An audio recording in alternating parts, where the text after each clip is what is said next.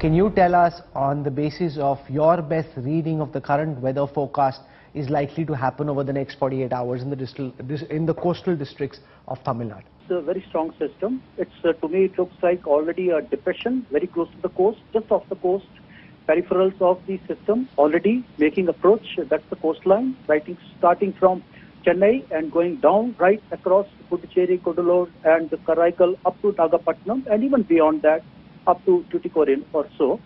And it's going to be very heavy. Your concerns at this moment, what do you think could go wrong? What are you making of the preparations that have been made by the state government and the district local authorities? And this time, apart from normal emergency measures that governments take, they've also used technology to a great extent, evidenced by the fact that the Chief Minister himself went and visited the early warning system that was put up with the World Bank funding. We have not really learnt much lessons from 2015, is what we are seeing now.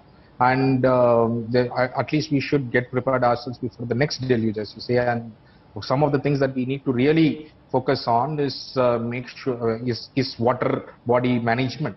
Today there are 4 or 5 simple things that the government has time and again failed. We are a party who are not going to shirk from our responsibility. This is clearly seen from the way the Chief Minister is on the ground.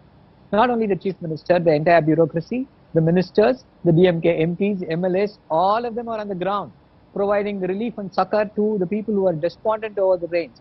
The blame, it's not blame, we are just pointing out how. The ultimate problem really here, I feel, is political continuance.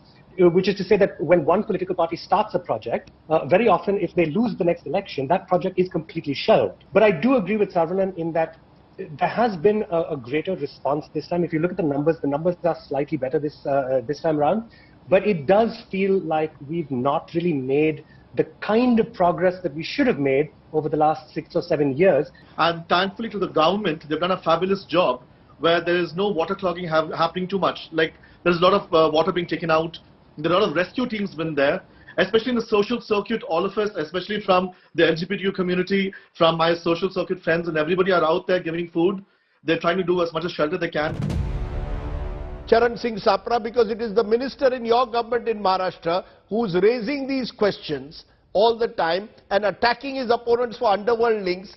Rihaz Bhati, whose name today he has used and claimed that he was running a fake currency racket and is linked to the underworld and is linked to Devendra Fadnavis. Photographs of the same Bhatti, and I'll play those photographs, are seen with Sharad Pawar, he is seen with Uddhav Thackeray, he is seen with Aditya Thackeray, he is seen with Prithviraj Chavan, and he is seen with Devendra Fadnavis.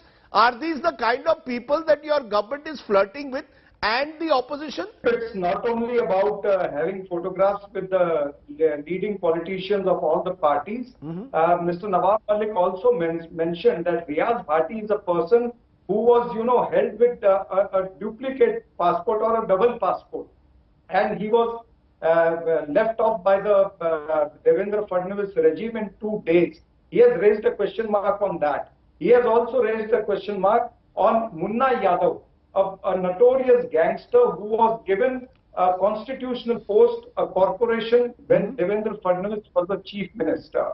Nawab Malik himself did not deny in yesterday's press conference.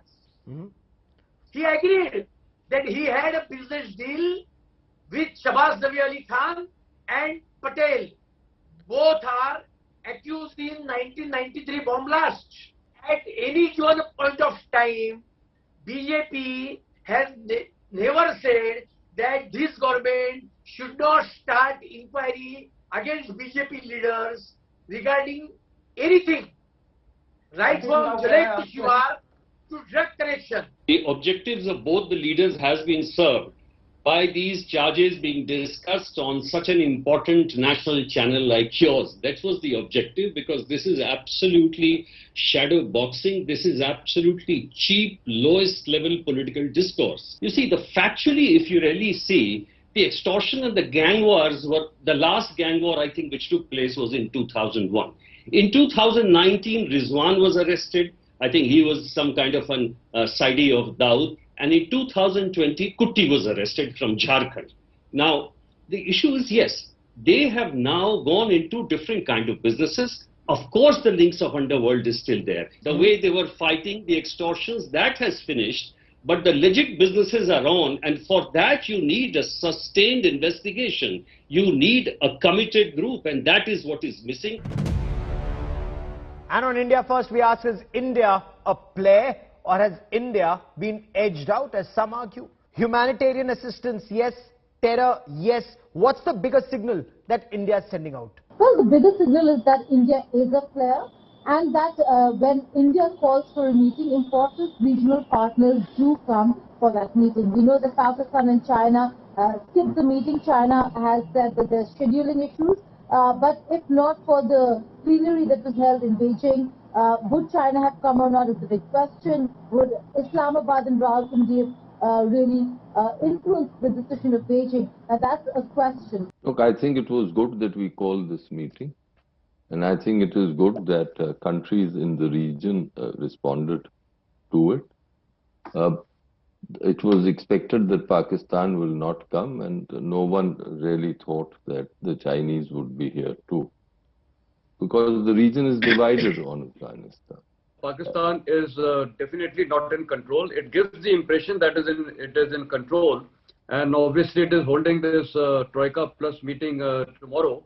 But the fact of the matter is that out of the 7 neighbors which are bordering Afghanistan, 5 have today come to India, including India. We also have borders with Afghanistan, that is 105 kilometers. Yes. India has always been a player. India will continue to be a player. Sometimes you're on the field, sometimes you're a player from outside the field. The important thing is, from my point of view, I see what has happened today as significant simply because, this is a good initiative to tie up with some of the other countries which have similar concerns.